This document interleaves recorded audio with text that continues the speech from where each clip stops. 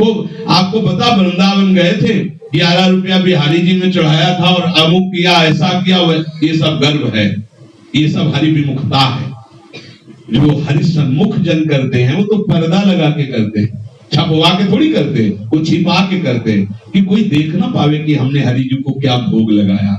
ऐसा नहीं, जो भी संत सेवा, जो भी भगवत सेवा कोई जान ना पावे, ये जो जनाने की प्रक्रिया है, गर्व को पुष्ट करना है। ये गर्व भगवत मार्ग में बहुत हानिकारक है और इसे बचा नहीं पाते प्राय उपासक जन भी। और स्वप्न में हमने जो जागृत में भजन का आनंद है उसको तो कैसे छुपा पाएंगे, अगर स्वप्न में भी कुछ आनंद की बात आई तो सबसे बताना शुरू। और हमारे तो 24 घंटा भजन वही हम सब सुनते हैं। जब अभी मिलेंगे ना तो बड़े बड़े सिद्ध आते हैं, एक आए वो सियाराम जी से हमसे बात होती है, उनको भाई होती होगी, प्रणाम है, आप बता क्यों रहे? बोले आपको मतलब आपको तो हम कहा उठ करके साष्टांग दंडवत करें इस बात के लिए। फिर कहा तो महाराज जी फिर बिना सुन लीजिए शरणागति प्रदान। अभी शरणागत हुए सियाराम से बात, मतलब बड़ा विचित्र खेल है।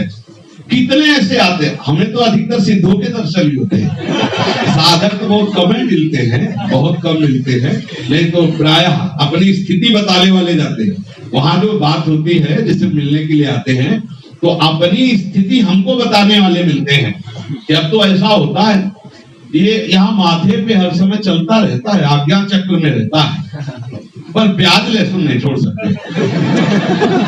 अरे आप वहां के वो तो काट करके ठीक ठीक यूट्यूब पे डाला जाता है, अगर सीधे डाले ना तो आप ही देखो ऐसे ऐसे महापुरुष आते हैं, पूछो मत भैया। ये भगवत मार्ग है, इसमें दिखावे की बिल्कुल जरूरत नहीं। अगर जरा भी दिखावा स्वीकार किया तो गर्व आ जाएगा, और गर्व आ जाएगा तो भगवान का नाम गर्व प्रहारी, वो प्रहार करेंगे तुम झेल नहीं पाओगे। सच्ची मानना, सुनो राम कर शहद सुहाऊ जन अभिमान, ये जन में भी होता है, तभी तो कह रहे हैं ये गर्व। इतना हम भजन कर लिए, इतना हम ऐसा ऐसा ऐसा, अपने शरीर से जो भागवतिक चेष्टाएं होती हैं वो आचार्य कृपा से होती है, वो गुरु कृपा से होती है। शरणागत उपासक कभी नहीं ये सोचता कि ये मैंने किया, श्री जी ने कराया, प्रभु ने कराया, उन्हीं की प्रेरणा से हो रहा है। और जो विमुख जन होते हैं वो छोटे से छोटे शुभ कर्म में भी बड़ा गर्व कर लेते हैं, उसे प्रकाशित करते ही गर्व करते ही वो सुकृत अंतर्ध्यान हो जाता है। जैसे सिद्धांत है कि कोई आपसे अपराध बन जाए, एकांतिक पाप बन गया, अब यदि आप उसका मोचन चाहते हो तो पहले निश्चय करो कि दोबारा गलती नहीं होगी, और अपने बड़े बुजुर्गों से उसको सभा में या सभा मतलब 4 संतों के सामने कि मैं बहुत अधम हूं, मेरे द्वारा ऐसी गलती हुई, वो पाप नष्ट हो जाएगा। पर ये केवल तभी जब आप पहले निश्चय कर रहे हैं कि आगे से गलती नहीं होगी। ऐसा नहीं है कि आप बार बार सभा में खड़े होकर के चलो पाप को नष्ट करने के उपाय मिल गया, आपको आराम से करो, सभा में खड़े हो जाओ, ऐसे भी निर्लज है, कोई फर्क नहीं पड़ेगा, वो बता देंगे। ये केवल उनके लिए उपाय है जो अवलो नशानी अवनान, तो अहम नष्ट हो जाता है और दैन्यता आती है, अंतःकरण की मलिनता नष्ट होती है। ऐसे ही जब अपने सुकृतों को बता देते तो अंतःकरण मलिन होता है, गर्व प्रकट होता है और सुकृत नष्ट हो जाता है।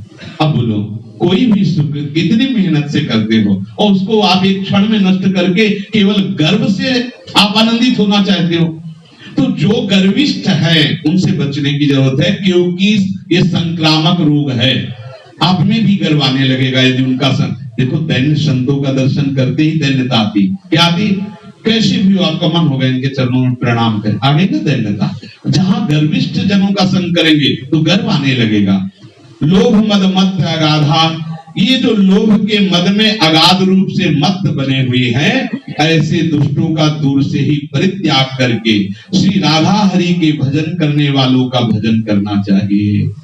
सावधान रहिए, ये जो भक्ति का अंकुरण है इसे कहीं माया बकरी चर न जाए, क्योंकि उसके पार्षद हैं ये जो कुसंगी जन है, भगवत विमुख जन है, ये माया के पार्षद है। जो सत्संगी जन है, जो हरि सम्मुख जन है, ये भक्ति के पार्षद है। वह भक्ति मार्ग के पथि को तो माया के पार्षद तो आएंगे, आपको उनकी भी रक्षा करनी है और अपनी भी रक्षा करनी है।